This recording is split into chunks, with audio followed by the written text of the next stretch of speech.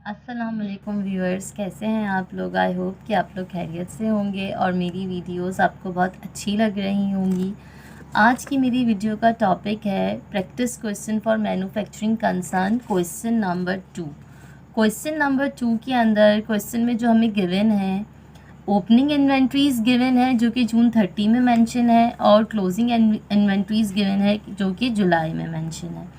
इसके अलावा क्वेश्चन के रिक्वायर्ड में हमें फाइंड आउट करने के लिए दिया गया है statement of cost goods manufacture और साथ में income statement.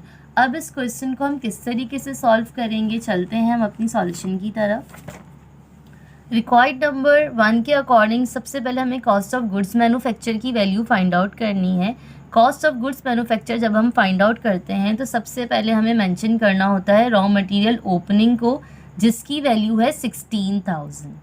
Raw material opening के अंदर हम ऐड करते हैं परचेजेस को, उसकी अमाउंट है 1,10,000।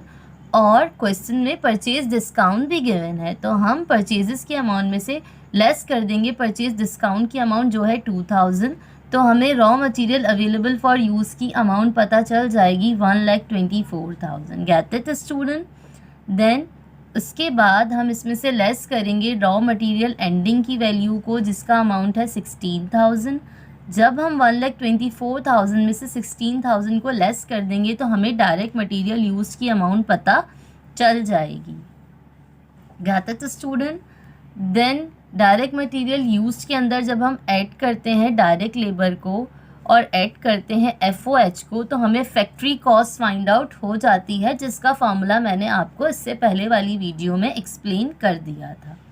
फैक्ट्री कॉस्ट के बाद हमें ऐड करना होता है वर्क इन प्रोसेस ओपनिंग को और लेस करना होता है वर्क इन प्रोसेस एंडिंग को। तो हम क्या फाइंड आउट कर लेते हैं, हम cost of goods manufacture find out कर लेते हैं, जिसकी अमाउंट आई है 2,96,000। Then the required number B is income statement. Income statement जब हम सॉल्व करते हैं तो सबसे पहले हमें नेट सेल की अमाउंट फाइंड आउट करनी होती है, और क्वेश्चन में ना कोई सेल्स रिटर्न गिवन है ना सेल्स डिस्काउंट, और डायरेक्ट हम सेल्स को मेंशन कर देंगे। सेल्स मेंशन करने के बाद हम इसमें से लेस करेंगे कॉस्ट ऑफ गुड्स मैन्युफैक्चर्ड को, और अकॉर्डिंग टू पैटर्न हमें ऐड करना होता है फिनिश गुड्स ओपनिंग को और लेस करना होता है फिनिश गुड्स एंडिंग को। सो हमें कॉस्ट ऑफ गुड्स सोल्ड की अमाउंट पता चल जाती है। क्वेश्चन में कॉस्ट ऑफ गुड्स मैन्युफैक्चर जो हमने फाइंड आउट किया उसकी अमाउंट आई थी 2,96,000।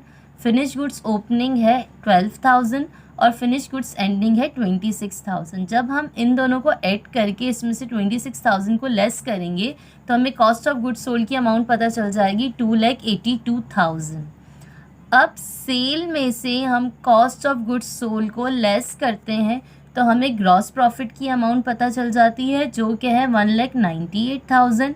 ग्रॉस प्रॉफिट में से हम अपने ऑपरेटिंग एक्सपेंसेस को लेस करेंगे जिसका अमाउंट है 70,000, तो हमें क्वेश्चन की नेट इनकम पता चल जाएगी। क्वेश्चन के दो ही रिक्वायर्ड थे, हमने दोनों रिक्वायर्ड को सॉल्व कर लिया। दैट्स मीन हमारे क्वेश्चन की सॉल्यूशन कंप्लीट हो गई। आई होप कि आप लोगों को मेरी सॉल्यूशन बहुत अच्छे से समझ में आ गई होगी। Thanks for watching. Please like, subscribe and share my channel. Thank you.